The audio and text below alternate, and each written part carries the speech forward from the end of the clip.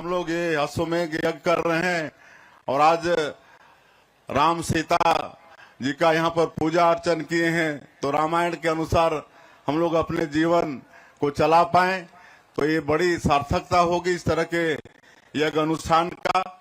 और हमारे जिलाध्यक्ष जी और पूर्व वक्ता बता रहे थे कि आप लोगों के आशीर्वाद से छत्तीसगढ़ में हम लोग सरकार में हैं और अभी अभी 13 दिसंबर को जनादेश पर्व मनाए हैं। 1 साल सरकार का हुआ है और 2023 के विधानसभा चुनाव में जो भी वादा पार्टी का था, हमारे देश के यशस्वी प्रधानमंत्री नरेंद्र मोदी जी जो वादा किए थे मोदी की गारंटी में, 1 साल में ही उसको पूरा करने का प्रयास सरकार की तरफ से हुआ है।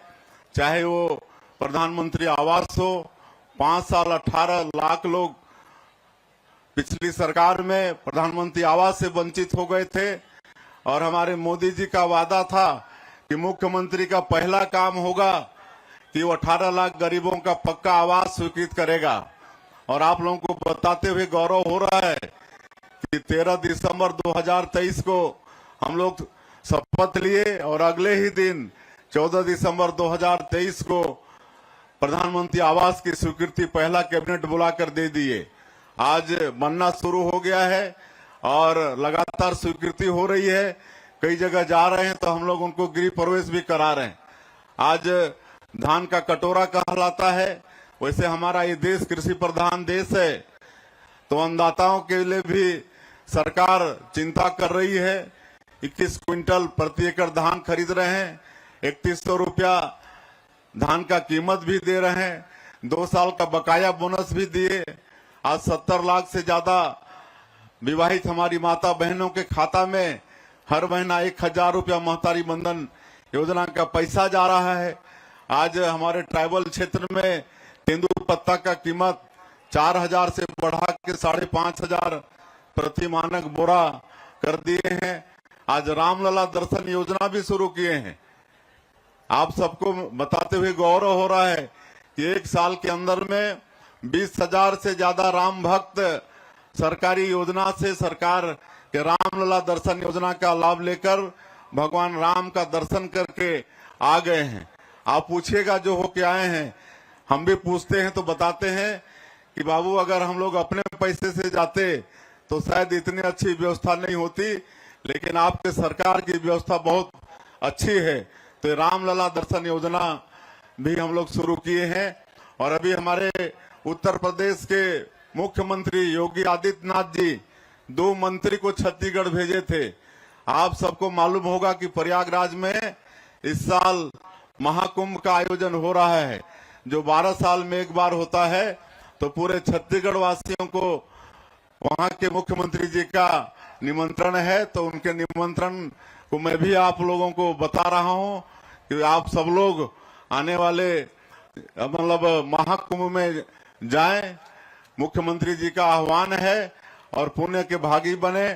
छत्तीसगढ़ सरकार की तरफ से भी वहां प्रयागराज में यहाँ से जो भी जाएंगे उनके रहने की, उनके भोजन की, हर तरह की व्यवस्था छत्तीसगढ़ की सरकार कर रही है। आप लोग वहां पर जाएंगे तो किसी तरह का भी आप लोगों को असुविधा नहीं होगी। बाकी आप लोगों का आशीर्वाद मिले, भगवान राम का आशीर्वाद मिले, सीता माता का आशीर्वाद मिले। हम सब लोग इस छत्तीसगढ़ को एक विकसित छत्तीसगढ़ के रूप में खड़ा करेंगे। आप लोगों को मालूम है कि बस्तर जैसा जो असंवेदनशील क्षेत्र है, वहां भी 1 साल में हम लोग शांति व्यवस्था कायम करने में कामयाब हुए हैं। वहां भी शांति व्यवस्था आ रही है। वहां के लोग भी नक्सलवाद से मुक्ति चाहते हैं और विकास की मुख्य धारा से जुड़ना चाहते हैं।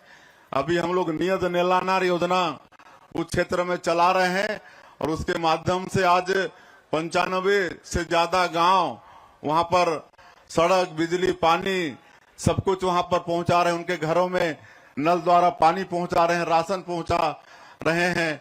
वहां स्कूल जो बंद पड़े थे उसको खोल रहे हैं। तो इस तरह से वहां भी मतलब सूर्य का किरण इस सरकार के माध्यम से पहुंच रहा है। तो ये सारा काम सरकार कर रही है और आगे और भी अच्छा करेंगे। आज कई इस अवसर में कुछ मांगे आई हैं। यहाँ टिमर लगा कि हमारी बहन बेटियां हाई स्कूल के लिए यहाँ से दूर जाती हैं, तो मैं आज यहाँ पर हाई स्कूल की घोषणा करता हूँ। अगले 17 से यहाँ पर हाई स्कूल की पढ़ाई शुरू होगी और मां नाथलदाई के पावन स्थल को पर्यटन क्षेत्र के रूप में विकसित किया जाएगा। मुझे मालूम है जब हम सांसद थे तो काफी वहां पर विकास का काम हुआ था, लेकिन हम लोग जितने भी धार्मिक स्थल हैं उसके भी सौंदर्यीकरण के लिए, वहां के विस्तारीकरण के लिए हम लोग वचनबद्ध हैं।